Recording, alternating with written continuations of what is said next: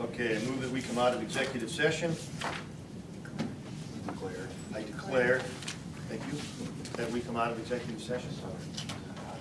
Yeah. Maybe down south, up north, we just come out.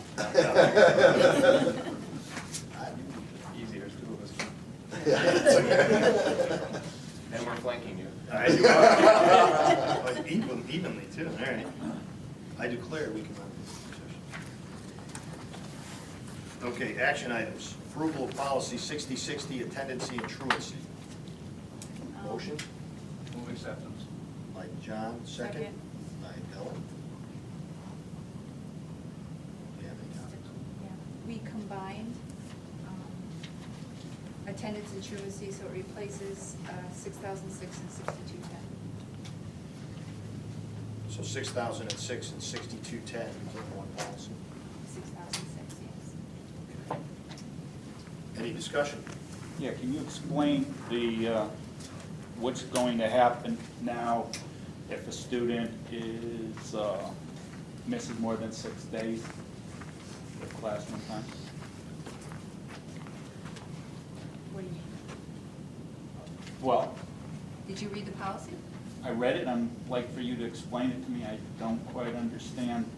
If a student misses, policy used to be, you missed 6 days, you were subject to not getting credit for that course, is that true? You were subject to getting 60.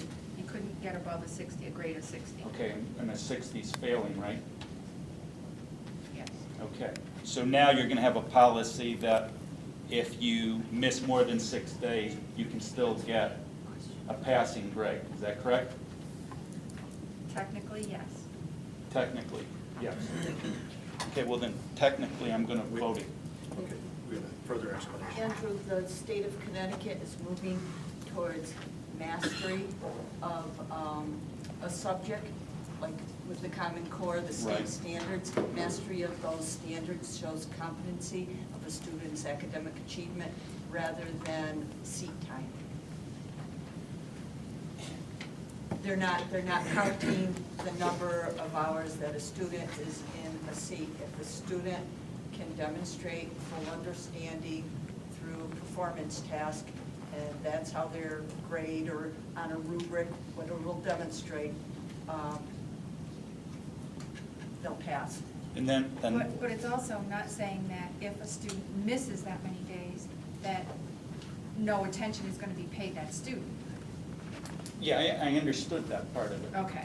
And I'm gonna vote against this because I find what the state is trying to do goes against, to me, common sense. I, as a taxpayer, pay tax dollars to have professional people give classroom time and attention to these kids. And it's their responsibility to show up and get what I'm paying for delivered to them. Whether or not they want to blank out, that's their business. I believe that there's something to be gained, even if the kid wants to blank out, because just sitting there, something will be positive for that student in the long run. And I think it's a bad direction for the state to be pushing school districts to go in that direction. It's inefficient and it's not productive.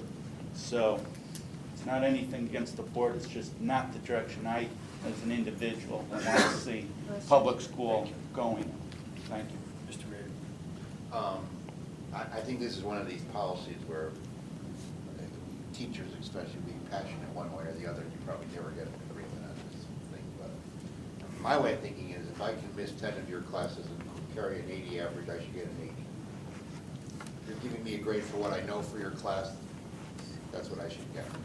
The part of this that I don't agree with, however, is if I'm a student and I'm absent 9 times, I think it's 9, and my parents write an excuse, you accept that excuse, but all of a sudden if I hit that 10th, you don't accept my parents' excuse anymore.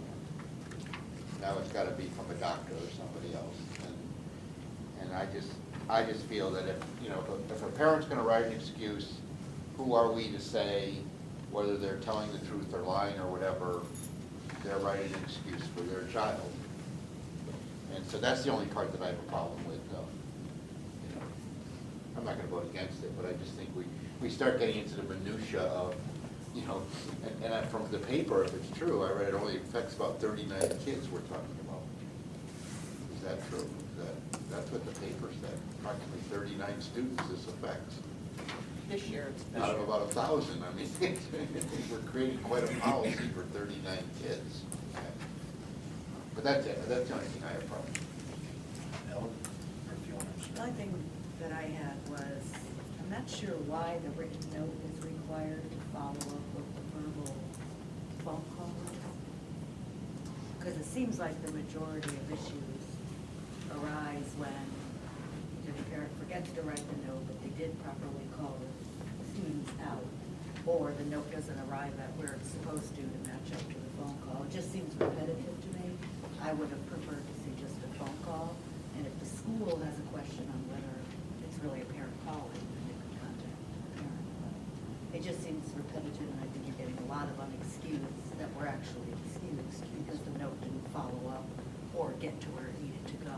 And I think we see it expulsions all the time with the attendance, how it's tracked. I mean, I would hate to penalize kids for unexcused absences that really were excused. And the parent made a call and just didn't do a follow-up letter, you know. But it's not a single absence needs a note. It's consecutive. If you go to B, I think it's the second page, third page, B, written documentation of each incidence of absence, and incidence of absence is considered consecutive days of absence.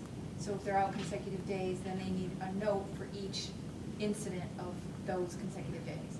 Okay, so maybe we need to clarify the buildings, because if you don't send a note even for one day, you're getting an unexcused absence. Because that's how our policy reads now. Okay. This That's new right. policy, it's changed, Okay, good. okay? John?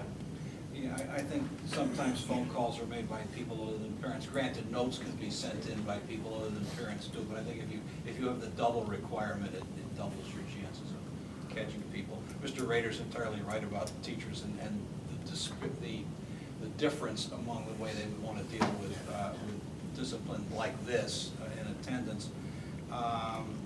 Third of four, I apologize, I'm on the committee, so I apologize for the phrase granted excusal on the 6th page, instead of just saying students who are excused. I don't, it's probably a neologism, although it may exist someplace. I'm sure not in Boswell, but it exists someplace. And the other thing I would say is that, as I recall the discussions in committee, the teachers recognized that the old policy was just incredibly cumbersome and difficult to enforce. That's what we were just talking about.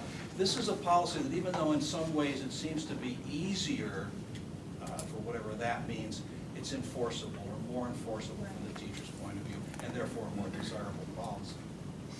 And it makes the student more comfortable. Right. And easier to implement Right. by everybody. Any further discussion? All those in favor? Opposed? One opposed. Approval of the 2014-15 calendar. Motion. Andrew, second by Chris. Discussion? Seeing, oh, sorry. I'm going to vote against it only because I'm concerned about the issue that I talked about before with the daycare and adding that half day every month. Any other discussion? We need a calendar at this point. I'm going to vote for it with the understanding that you can always change a calendar after you've adopted it. That's absolutely true. Okay. All those in favor? Opposed? One opposed. Consent agenda.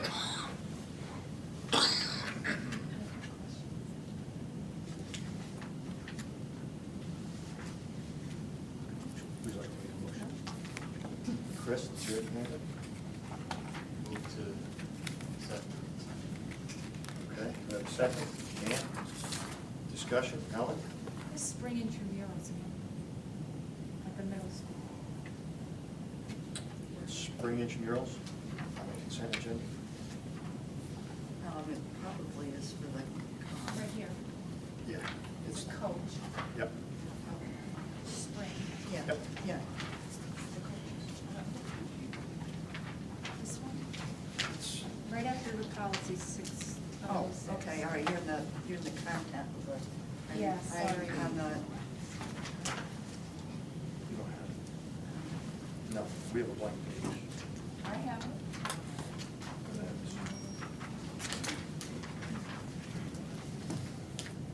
Oh.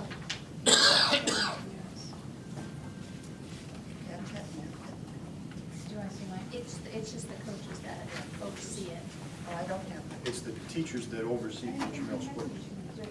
Yes, the coaches. Yeah. Oh, yeah, we have a lot of intramurals. Okay.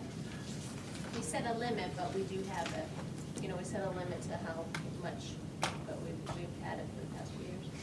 How many sports? It's seasonal, and I believe the kids, I believe the, yeah, they do There's in track, around there's the track, favor there's of the track. kids. And basket, and really Yeah, basketball. basketball, winter, and. Calories from soccer. Okay. That's all. Okay. Any other discussion on the consent agenda? All those in favor? Opposed? Unanimous? Approval of the elementary, can't do it. Approval of the elementary projected enrollment report. You were all handed when you sat down. This is a formality. Our solar roof grant has been stalled at the state because they wanted an enrollment study done, similar to when you renovate a school as new. So we had to hire an enrollment specialist. This is the enrollment study and numbers that need to be submitted so that our grant can continue to move. So moved by Dan, second by Jeremy. God, I just blanked, sorry. I wasn't gonna help you. I don't blame you. All right, any other discussion? All those in favor? Opposed? Unanimous? Okay. Can I get a motion to extend the meeting 15 minutes so we can get through the entire list? Chris, second by Andrew. All those in favor? Opposed? One opposed? I'm in favor. Okay, so it was your motion, so I Yeah. hope so. All right. Comments for the good of the order? Get a clean sheet of paper, and we'll start with Mr. Nargi. I have a couple of comments for the good of the order. First one is becoming aware of the issue with the tax collector owing the Board of Education some money. I would like to request that our chairman talk to our legal advisor and ask what alternatives and what things can be done in that relationship. Second thing is becoming aware of the significance of that special ed deficit that we're looking at this year. I'm wondering if we can use what I would hope is surplus money from our insurance account going to offset it this year, and if that means not getting that money next year for next year's budget, so be it.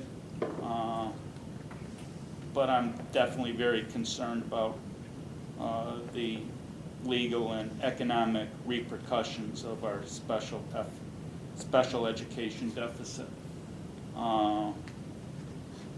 And that's it for me. Thank you. Okay. Paul? Probably in the same vein as Andrew. I think I've literally lost sleep over the fact that we could be individually responsible for a shortfall in the budget. And I would like to request that the chairman either write a letter to the mayor or to whoever it goes to and ask that we be either held harmless or it's called indemnify members of the board, so that the city is making a statement that that won't happen to us. Just like we do with teachers. Accident in teachers' room, we're saying, if you're sued, don't worry, the board will cover you. As long as it's not negligent. So, To avoid that coming up again, excuse me? to avoid this topic from anyone else's comments for the good of the order, we met with the city today at 5 o'clock, and we talked to the Board of Finance about our current shortfall. They are aware of it. We have to get back to them with some information on what the additional revenue that the city has received from out-of-district and additional special ed students. They are going to look for ways to help us. Their contingency fund is gone, but we started the dialogue with them today. They are under the impression that there is a shortfall. That's, if we implement the technology grant, we're looking at about a $200,000 shortfall. So they are looking at ways to help us meet that shortfall, and we said we would get information back to them, and there'll be another meeting very shortly. Well, you know this, I went to an attorney. Yep. And his advice to me, by the way, was if the city will not indemnify you, or will not do what's called hold us harmless, his recommendation was the board, we should resign in full as a total group, just resign. Because we don't want to put our houses and our families up. I'm not saying we're going to do that, that was his advice. Okay. Carl? Nothing? Chris? Just wanted to highlight Mrs. Pesky's email that we received, patting us on the back for moving forward with all-day kindergarten, showing that there is support on the city side from their various boards. And it appears also the support for housing them in the individual schools. So in case you missed that, just wanted to bring that to your attention. Ellen? As the liaison to East School, I was in touch with Sue Ferguson, as you heard, the One Town, One Book celebration, and the author coming. There's also a pasta dinner tomorrow night at P. Sam's. On April 25th, there's a mini golf madness from 6 to 8 at R&B Sports World. There's a magic night at East School Gym on Thursday from 7 to 8. And on May 23rd, there's a pancake breakfast at Applebee's. Okay. You know? The comment I had is, it's come up several times, so if we can schedule a retreat for sometime in May, not let it get away from us.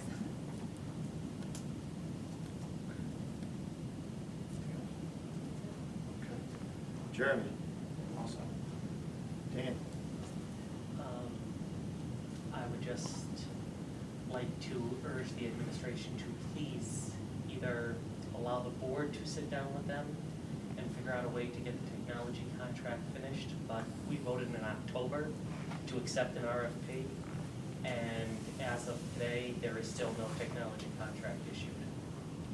And So, just want to let you know that I did speak with our vendor, and I promised that as soon as I have a budget, that I would sign bring the contract before the board. Okay? I'm not bringing anything without money in the pot for next year. Just to point out that over the last few weeks, there have been several episodes of City Views on Public Access Cable 5, and our employees who have been on there talking about the trips to China, and last night, Mrs. Ferguson talking about the reading program, they've presented themselves and us through them very well, and I would compliment them for that.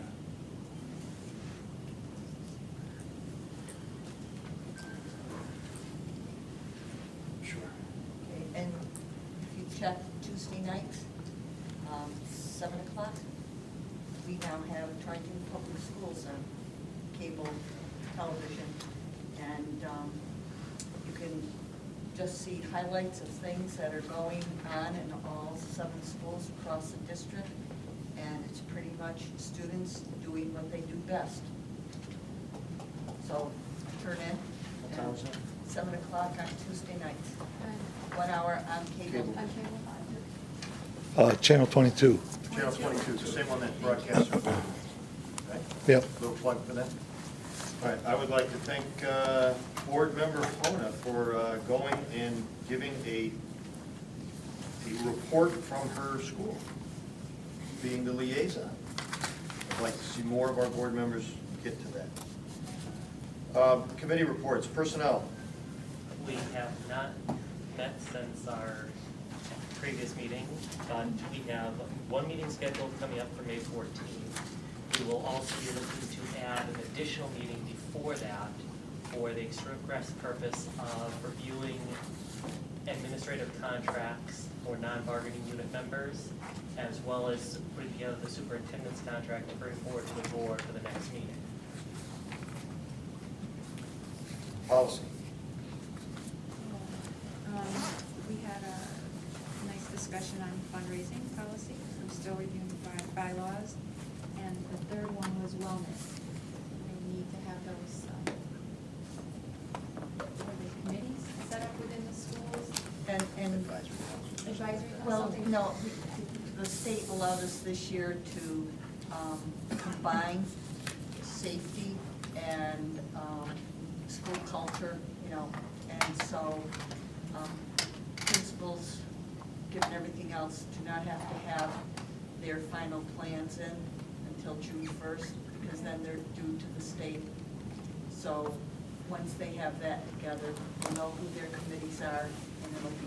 So they're forming their committee, so Yeah. it's in the works, not necessarily the next meeting. Right. Okay, great, thank you. Grievance. We have one grievance that will be hearing shortly, but it's not related. Next, school improvement. We have started discussing a manufacturer certification as a nice program that we could offer in the future. We've also begun discussing and pulling some stuff together on what world language programs look like in the elementary grades, and if that's something we want to consider. Something to push on to you. I asked Mr. Campolita on Tuesday. The board has traditionally, through the school improvement committee, done a blurb about all of our retiring staff members that get read by a board member at the last meeting of as they're recognized. So I asked him to put it together and get to you, so you might see that. I You'll can tell you definitely that. see it. You asked me to do it. Okay. You'll definitely see it. Okay. Thank you. Budget. We have one. Good. Connection. And Connection did not have a board of directors meeting in Danbury as they were supposed to, because there was a problem getting a quorum. So we had a telephone meeting instead to handle the business that we needed to. And I was on that at the same night. There was an expulsion hearing going on, and everything is going nuts. That's why they couldn't get other districts there too. And I'm going to go right on to THS oversight. School Governance Council is at work there. Their last meeting was very productive. They set a tentative schedule into the next few months and discussed issues of bylaws and election of temporary officers until the bylaws set up a procedure for doing that more formally. So it's going well there, and they have another meeting set up for next month. I forget. I just would make one helpful comment. When I co-chaired the Forbes School Governance Council, you may want to just take a look at those bylaws as maybe a template, or as you might find them helpful. Thank you. Okay, Turf Field Committee, we received our bids last night. We came in anywhere from $250,000 to $600,000 over budget. So the Turf Committee Chair and Co-Chair are meeting with the apparent low contractor to see if there's any value engineering that can be done to bring this project in to the budgeted amount. There has been a request from our state representative, Michelle Cook, for the Board of Education to step up and help fund this project because it's going to benefit us. And we have to consider how we want to act on that. And we have another meeting on the 30th, right? Which we should know whether what items will have to be cut from the turf field in order to make this a viable project. So we'll keep you posted. Mr. Chairman, what does the term value engineering mean? The term value engineering means, I'll give you an example. In the design, they asked for all the existing drainage pipes that were not going to be used to have concrete pumped into them. It's a very expensive and time-consuming process. General construction is you rip them out, you fill the trench, and they're just not used anymore. There was concern about differential settlement, therefore they're going to the contractor, who I'm sure will say, you know, for whatever dollar amount, 20,000, 30,000, we can eliminate the pump, we can eliminate the concrete, and your drainage pipes will still be going. So there, as contractors, you'll see things in a set of specs that you just rub your head and say, all right. But you have to bid it by the spec, and then you make the suggestion later on. And there's generally a cost sharing in it. There's usually a financial split on the savings. If the contractor value engineers it, he gets a portion of the savings. Thank you. Yes. The low bidder, how many turf fields have they put in? We don't have an exact number on that yet. Okay, but they are specialized in putting in turf fields. They're a general contractor. That's a very polite way of not answering a question. Well, unfortunately, the bids came in at 11 o'clock yesterday. We had to review them last night. The designer, part of his contract is he will be reviewing the qualifications of the bottom three bidders. And then on the 30th, when we get together, the low bidder will have been talked to. I'm assuming the second low bidder probably will be talked to about value engineering. And then if the person is deemed credible, then there's enough money to project. But we are being looked towards the board to have the board come up with the portion of money that would have been spent on making the existing field ADA compliant. You're talking about the amount of money that we would have spent on the football field and the track, not the rest of it. Because Just the well, 88 on the grandstands and the football and track soccer, okay, because the rest of the 88 money does go to the other parts of the field. that's correct. And They're looking they- for that piece. Which is how much? I don't know if we really have. We had an ADA compliance for the whole complex. I don't know if we've actually broken it out by that. Aren't we also looking, they're looking to us to supply track, $100,000 worth of track stuff also, right? Yes, they also, at last night's meeting, asked the city on the 96,000 that was needed to be added to the city's budget, was not added to the city's budget. Well, I will publicly say I totally object to Michelle Cook saying the Board of Education ought to step up. It was, a recommendation was made by our facilities director, who echoed a sentiment that I've been saying, I think since last September, that perhaps the project should be put on hold until all the funding can be raised and time is put into it. And we're gonna see where we are on next Wednesday, and if we're still stuck in the sand, then we'll have to make that decision. That's where that one stands. I'll step up. Items for the upcoming agenda, financial statements for March and April, committee reports, healthy food certification, the increase in the lunch prices. Anything else? Okay. Future meetings, special Board of Ed meeting, April 24th for expulsion, policy on May 7th. We also have the Board of Ed presenting to the Board of Finance on the 29th at 6 o'clock of April, not May. We have school improvement on May 7th, personnel on May 14th, budget on the 14th. The next regular Board of Ed meeting is the 21st. Motion to adjourn. I got Dan, I got a second from Carl. All those in favor? Opposed? Okay.